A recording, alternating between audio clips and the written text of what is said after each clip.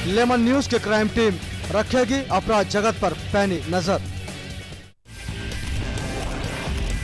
जो percentage of voting है ये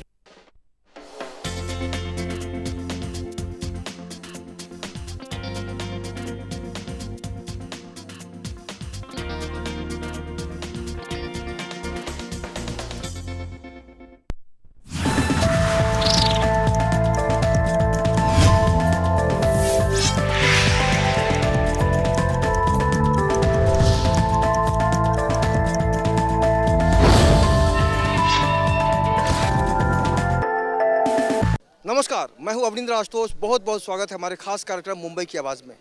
मुंबई की आवाज़ में हमने इससे पहले भी अंबुजबाड़ी की घटना को दिखाने की कोशिश की है और यहाँ की जो भी समस्या है उससे आपको कहीं ना कहीं से रूबरू कराने की कोशिश की है।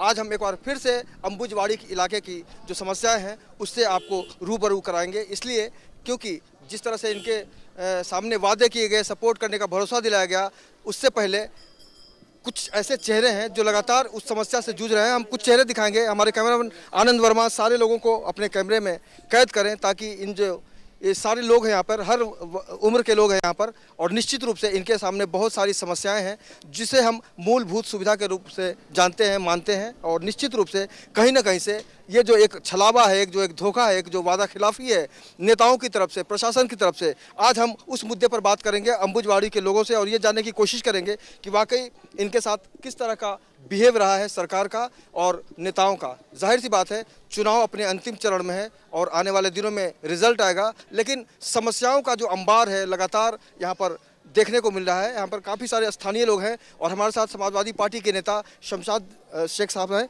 उनसे भी हम जानेंगे। सबसे पहले एक महिला से जानते हैं, आपसे जानना चाहेंगे यहाँ की सबसे प्रमुख समस्याएं क्या हैं और कितनी तकलीफ होती है आपको? यहाँ से सबसे ज़रूरी पानी की समस्या है, प्लस गटरों की है, रोड की है, हर चीज़ की तकलीफ़ है। ऐसी कोई तकलीफ़ नहीं है कि जिसे हम बोल सकें कि इस चीज़ की तकलीफ़ नहीं है। संडास की तकलीफ़ है, लेकिन आते हैं नेता, अपना अपना वोट लेते हैं, चले आते हैं, लेकिन कोई यहाँ पर आता नहीं। जिस टाइम पे काम का टाइम आता है उस टाइम पे इलीगल बोलकर साइड हो जाते हैं। वोट के टाइम पे बराबर आते हैं, वोट लेते हैं, जाते हैं। काम के टाइम पे इलीगल बोल के हटा देते हैं। हर चीज़ की तकलीफ है यहाँ पे। कौन से नेता आते हैं? हर एक नेता आते हैं, कांग्रेस बोलो, राष्ट्रवादी बोलो, जो भी है, मैं किसी एक का नाम लेके नहीं बोल रही हूँ। हर नेता आते हैं और अपना वादे खिलाफी के नाम से काम करते हैं और आते हैं और बोलते चले आते हैं, करते कुछ नहीं है। 40 साल से कुछ हुआ नहीं। पहले आप एक करके बोलिए, आप बोलिए।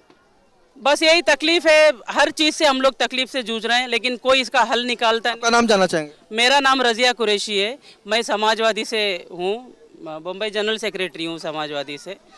और हर टाइम पे जो भी नगर सेवक बनता है, जो भी आमदार है, खासदार है, हम सबके पास जाते हैं और वापस आते हैं। काम हमारे कुछ नहीं होते हैं। आप लोगों ने कभी शिकायत करने की कोशिश की है कि हमारी ये समस्या को सॉल्व कीजिए? हाँ, हम जाते हैं। कई बार नगर सेवक जो बनकर आए हैं उस नगर सेवक के पास भी हम गए हैं।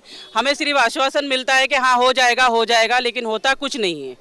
होता कुछ नहीं है, आश्वासन पर आश्वासन। जिस तरह से तारीख पर तारीख की बात हम फिल्मों में सुनते हैं, यहाँ पर कुछ ना कुछ वैसा ही नज़ारा है। लेकिन सवाल ये उठ रहा है कि पॉलिटिकल लोग या सरकार के जो लोग हैं वो अपनी इच्छा शक्ति को क्यों नहीं दर्शाते हैं। हमारे साथ शमशाद जी हैं। ये जो आरोप लगता है नेताओं के ऊपर, तो आपके दिल पर क्या गुजरती है और क्या होना चाहिए? दरअसल हमारा हिंदुस्तान इतना पीछे चला गया है कि हमें नेताओं की जो मानसिकता है वो उजागर करने की ज़रूरत है।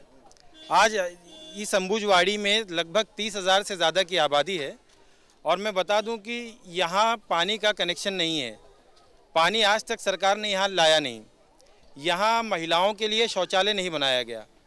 ये लोग हमारे मतदाता पत्र बन गए, मतदाता पत्र बन करके ज़माने हो गए। इनके नाम जो है वोटर लिस्ट में है, हर साल बढ़ोतरी होती है, लेकिन यहाँ विकास नहीं होता। यहाँ की आप सड़कें देख रहे हैं कि कैसी जर्जर हालत में है। कहीं खड्डे हैं, कहीं ऊंचा है, कहीं नीचा है।